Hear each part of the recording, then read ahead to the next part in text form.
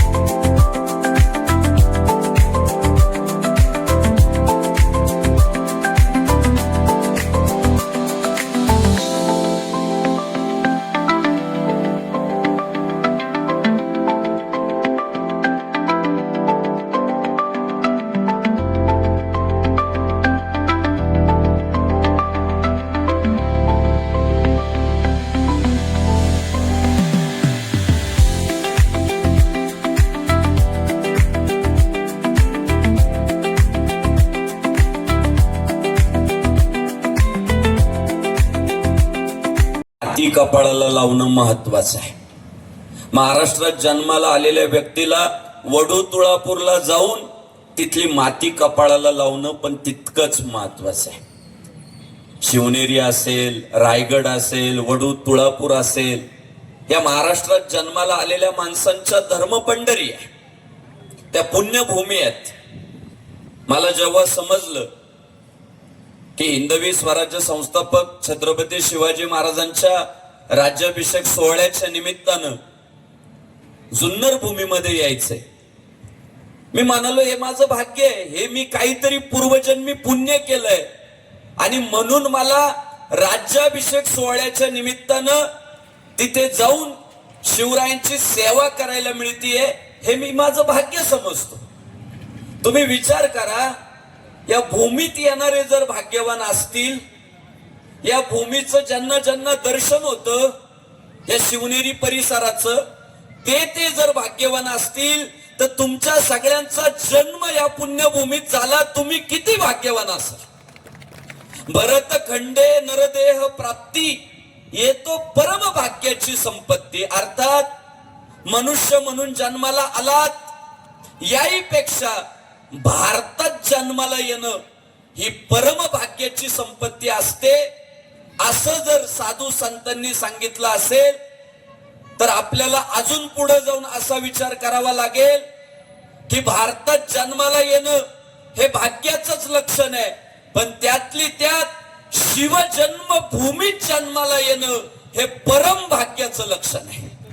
या मातीनं एक महाराष्ट्राला दैवत दिलं. कायम एक खंत असायची की राव सगळे देव हे महाराष्ट्राच्या बाहेर जन्माला येतात.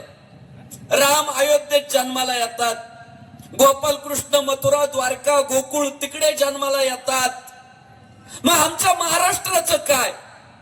पण महादेवानं काळजी घेतली आणि 350 वर्षापूर्वी या महाराष्ट्राच्या मातीत या शिवनेरी किल्ल्यावर महाराष्ट्राचा देव छत्रपती शिवाजी राजा जन्माला घातला. आपल्यालाही देव दिला. शरद दादा, आजकाल छत्रपती शिवाजी महाराजांना देव म्हटल्यानंतर काहींचं मूळव्याध उठतंय. पण अरे बाबा, त्यांची तक्रार अशी आहे की शिवरायांना देव म्हटल्यावर त्यांच्या कर्तृत्वाची किंमत कमी होती. त्यांनी गाजवलेल्या पराक्रम मग कमी सिद्ध होतात. मग देव तर काही करू शकतो. अरे गदाड्या, पराक्रम केल्यानंतरच देवत्व दिलं हिंदुस्थानानं समोरच्याला. कर्तृत्व गाजवल्यानंतरच देवत्व दिलंय या हिंदुस्थानानं समोरच्याला. रावणासारखा दैत्य ठोकला, हिंदुस्थानानं भगवान श्री रामचंद्र प्रभू. जीवाचे कान करून ऐका. महाराष्ट्रात आपण माणूस म्हणून जन्माला येतो, पण जीवन जगून झाल्यानंतर मरताना मात्र आपण छत्रपती शिवाजी महाराजांचा मावळा म्हणूनच मेलो पाहिजे. कोण मेला? शिवरायांचा मावळा मेला. कोण वैकुंठवासी झाला? शिवरायांचा मावळा वैकुंठवासी झाला. या भावनेनं जर आपण जगलो ना माझ्या भावांनो, अरे लांब नाही रे सोन्याचे दिवस. आणि जो जो समाज आपले महापुरुष, आपला इतिहास, आपली संस्कृती विसरतो, संपतो. इंग्रज अधिकाऱ्यांनी सांगितलं की इथली लोक शिवरायांना विसरली म्हणून आम्ही इथं 150 वर्ष राज्य करू शकतो. फिलिप्स मॅसन सारखे व्यक्तिमत्व त्या काळात सांगताय की इथली लोक जर शिवरायांना विसरली नसती तर आम्हाला यांना गुलाम बनवता आलं नसतं. म्हणून स्वातंत्र्यवीर सावरकरांनी जेव्हा या इंग्रजांपासून स्वातंत्र्य मिळालं पाहिजे या भावनेनं प्रेरित झाले आणि स्वातंत्र्यवीर सावरकरांनी पहिल्या हिंदुस्थानातल्या पोरांना जर काय शिकवलं तर आपले आदर्श एक गालात मारल्यावर दुसरा गाल पुढं करायचा असं म्हणणारे आपले आदर्श असू शकत नाही. आपल्याला आदर्श छत्रपती शिवाजी महाराजांना ठेवावं लागल की आमच्या राष्ट्रावर चालून आला एखादा अब्दुल्ला तर आम्ही त्याचा कोथळा काढतो. त्या छत्रपती शिवाजी महाराजांना जर आपण आदर्श ठेवलं तर आणि तरच हा हिंदुस्थान स्वतंत्र होईल. ही भूमिका सावरकरांसारख्या स्वातंत्र्यवीरांनी घेतले. पोरांमधला पराक्रम जागृत केला आणि पुन्हा टिळकांसारख्या व्यक्तिमत्वांनी सार्वजनिक शिवजयंती बोलू द्या. काय आमदारावर सगळ्यांचं प्रेम राहतं. बाबा रोजच येतो कोणी पण मी तुमचं सगळ्यांचं अभिनंदन करतो, आभार मानतो की कार्यक्रम जवळजवळ 6 वाजेपासून सुरू आहे. पण आता समारोपाकडे कार्यक्रम जात असताना सुद्धा तुम्ही कुणीही जागा सोडली नाही, त्याबद्दल मी तुमचे धन्यवाद व्यक्त करतो. असाच उत्साह जर टिकून राहिला तर स्वराज्याला धोका नाही. आज मी आपल्याला सांगतो, आपल्याला संकल्प करायची काय गरज आहे. आपल्याला आज अब्दुल्ल्याचा कोथळा काढायचा नाहीये. आज आपल्याला शाहिस्त्याची बोट तोडायची नाहीये.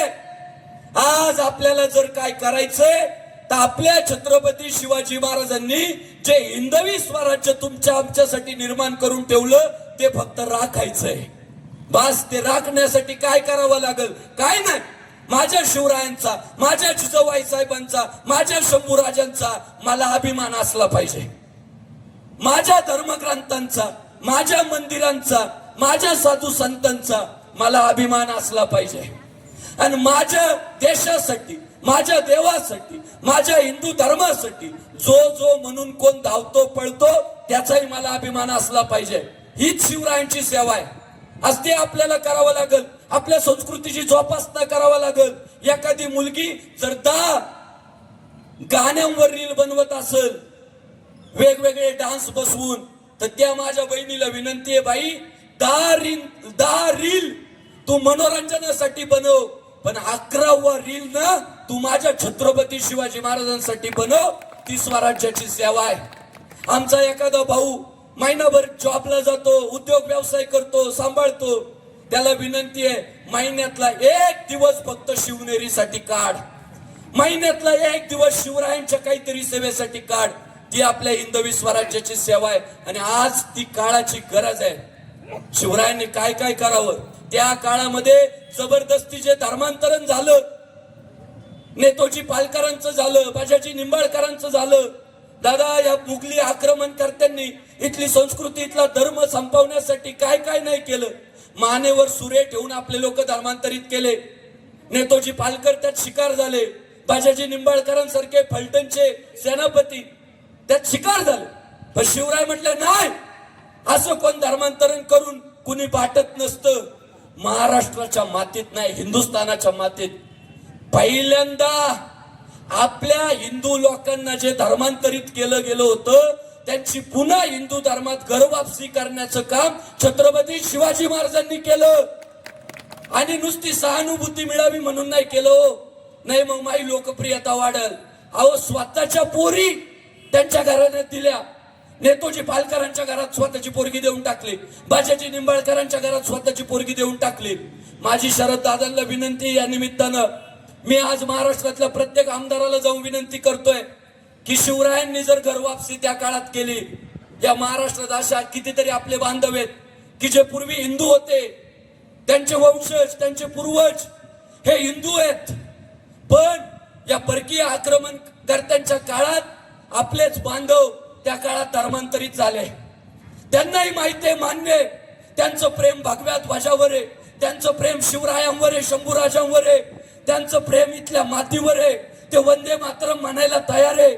माझी शरद दादांना विनंती आहे, तुम्ही शिवनेरीचे पट्टे आहे, एक महाराष्ट्रात आदर्श घडवा आणि या शिवनेरीच्या पायथ्याला, या जुन्नरच्या भूमीत शेकडो वर्षापूर्वी जे आपली लोक परकीय धर्मांमध्ये धर्मांतरित झाली, त्या आपल्या बांधवांच्या घरवापसीचा कार्यक्रम शरद दादा तुम्ही घ्या. द्या ना त्यांना धर्म. अरे ते झाले, त्यांना मान्य, आम्ही याच मातीचे पुत्र आहे. मग का त्यांच्यावर अन्याय, का त्यांच्या महिलांवर अन्याय, का त्यांची संस्कृती बदलायची, विचारसरणी बदलावायची, त्यांचं राहणीमान बदलावायचं, का त्यांना उपेक्षा द्यायची. त्यांना पुन्हा जर शरद दादा तुमच्यासारख्या लोकांनी हिंदू धर्मात घरवापसी केली तर हा संग्राम भांडारे, तुम्हाला शब्द देतो, संग्राम बापू भांडारेची पोरगी त्या घरवापसी केलेल्या आपल्या हिंदू कुटुंबात देण्याची जबाबदारी संग्राम बापू भांडारेची. अरे राष्ट्र म्हणजे काय असतं, ज्याला इथल्या भूमीचा अभिमान आहे त्याला स्वीकारा. शिवरायांनी ते केलं, त्या शिवरायांचे आपण पाईक आहे. ही काळाच्या गरज आहे. सगळी भांडणं संपतील, सगळे वाद संपतील, सगळे एका भगव्या ध्वजाखाली एकत्रित येतील.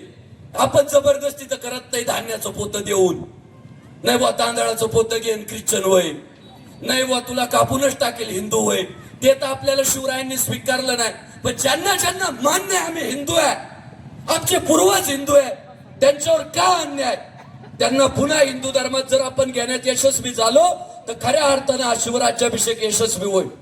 समारोप करत असताना आजकाल म्हटलं जातं माणसं भांडणारी नसावी, माणसं भांडणारी नसावी.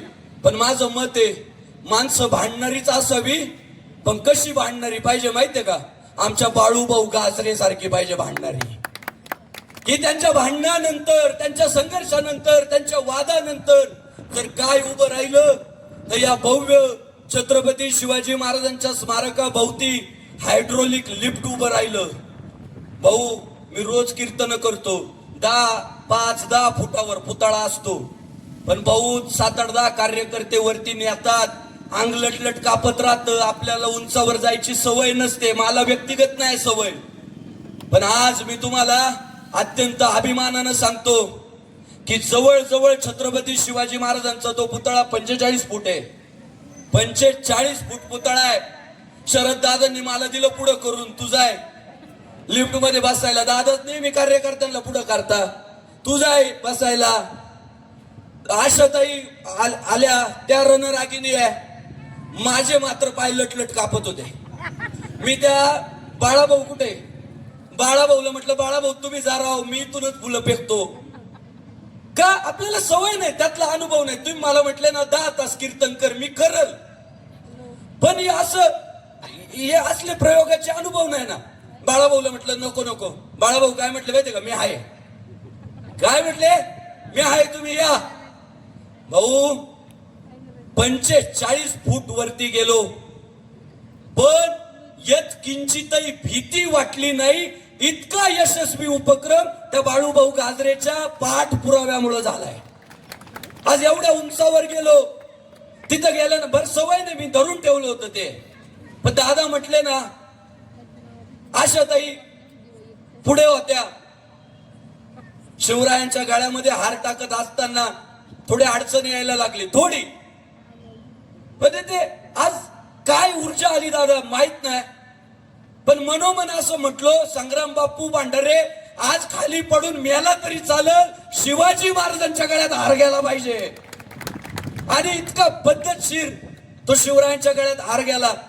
आज जास्त मंडळी होते लिफ्ट मध्ये, पण बाळूभाऊ गाजरेंनी हे जे परिश्रम घेतले, माझी शरद दादांना विनंती आहे, दादा अशा व्यक्तिमत्वांना पुढे आणणं आपल्या सगळ्यांची जबाबदारी आहे.